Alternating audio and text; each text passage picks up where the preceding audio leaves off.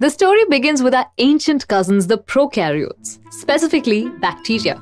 Many years ago, they were being persecuted and hunted down by these dangerous little things called bacteriophages. They would latch on the sides of the cell and inject their genetic material, using up the bacteria's resources to make copies of themselves, often killing the host in the process.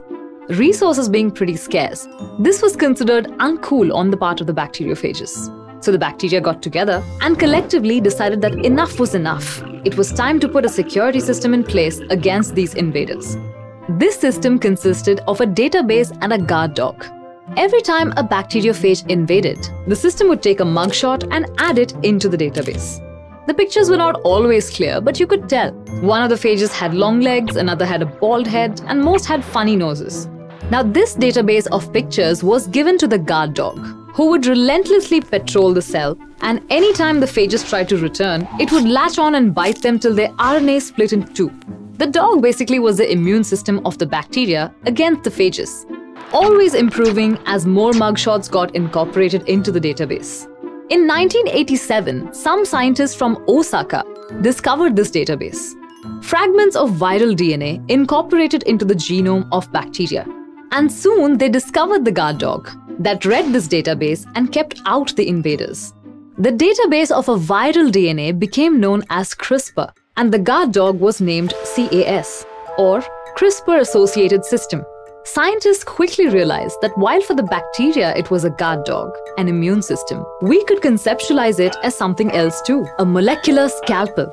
Emmanuel Charpentier and Jennifer Doudna ended up winning the Nobel Prize this year for their contribution to the discovery of the CRISPR-Cas system, the database and the dog. In eukaryotes like ourselves, it can be used to cut DNA in a particular location and remove an unwanted gene. Unlike the RNA of the phages, our DNA does not remain cut. It just repairs itself. And what does the repaired part do now? Well, the answer is mostly nothing. It's called a loss-of-function mutation.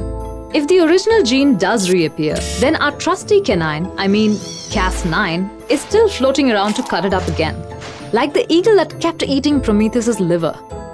What was that story about again? Prometheus being punished for giving humans a dangerous and powerful tool that would let them challenge the power of the gods themselves? I'm sure that's just a coincidence and nothing more. Anyway, so you can knock genes out and get rid of whatever harmful activity they were engaged in. Now that raises a question of how do you add undesirable traits? We do that through template DNA.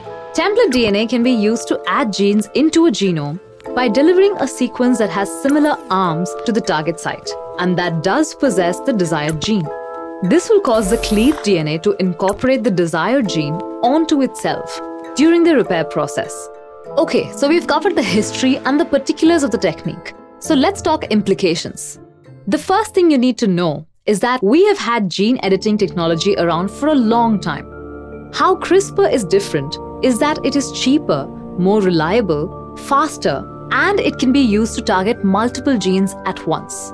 They've tried it for 25 genes at a time already.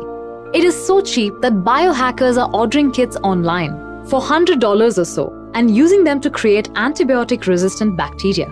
Josiah Rayner, the guy behind the Odin, who sells these kits, even injected himself with a concoction live on air that would give him bigger muscles. Why man, just take steroids like everyone else. Presumably after seeing the live stream, the FDA made it illegal to sell kits for use in humans, raising the question of why this wasn't the case already. Jennifer Doudna has been one of the main popularizers of CRISPR since 2012 when Cas9, the cleaving protein, was first discovered. And if you see the interviews with her, she mostly talks about the potential of this technology to treat single gene-related diseases. Even broach the topic of super babies or super soldiers, she makes it a point of dismissing them. And for good reason.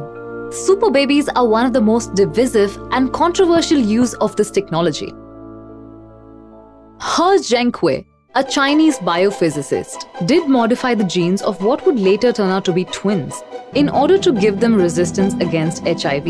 It is not clear why they needed this immunity because apparently the sperm was already washed to remove any HIV virus before being injected into the egg. But long story short, in one of the twins, the gene responsible for producing the CCR5 protein is disabled, which means she should have immunity to HIV should she ever require it. Her Zhenghui, he got a lot of people talking, mostly about how unethical his actions were.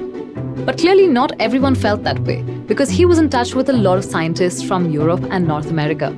And whether they privately told him not to go ahead with it or not, they definitely didn't do so publicly. He's in jail for 3 years now and is prohibited from working on reproductive medicine.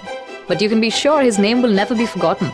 The most promising therapeutic uses of CRISPR right now are in the treatment of sickle cell disease and hereditary illnesses that affect eyesight and hearing.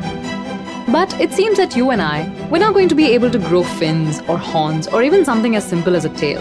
We're too far along in our development. The sickle cell treatment only has a chance of working because you first knock out a lot of existing cells with chemotherapy. If you want to have red hair or something, sure, you could figure out the gene responsible for color, change it and inject it back in. But you'd have to do so for every single cell. So for adults, CRISPR will only be able to mess around on the edges. We simply don't have the method for changing the DNA of a developed organism en masse. But when we're just a single cell, any change to the DNA will affect all the cells that come from it. The cells that make up the muscles, the neurons, the digestive lining, everything. What price would you pay to ensure that your child is stronger and more intelligent than 95% of his or her peers? Racism is built around the belief that some lineages are better than the others. An argument disproven again and again to the point when only the ignorant give it any credence. But when we do have objectively superior humans, how do we even begin to organize society to deal with that? Will CRISPR enhancement be considered a societal good and be subsidized by the government? Or will only the ultra-rich have access to the best technology, while the rest of us scrounge about with do-it-yourself kits trying to splice together a better future for our offspring? We do have some analog to this. Nutrition has a huge effect on human development, and we see clear inequalities between people who have sufficient access to it versus those who don't. But is good nutrition a human right yet? Not in the least. Not in the developed world, and definitely not in the third world. The truth is, no matter how great the technology, the current version of human beings is almost guaranteed to find a way to mess it up. We're the smartest things around, but to transmute all these little ideas, resources, and technologies into something that resembles our conception of heaven, we need more. Humans 2.0 may not be a bad thing in the final analysis, because whatever we have going on right now isn't working that great. There are way fewer restrictions on experiment with animals though, and if those experiments have promising results, CRISPR babies will become a polarizing issue, with some countries deciding to put more restrictions and some less on human experimentation. Some of this is already happening.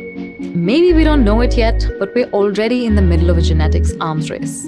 And the only question that remains is who will wield the gun?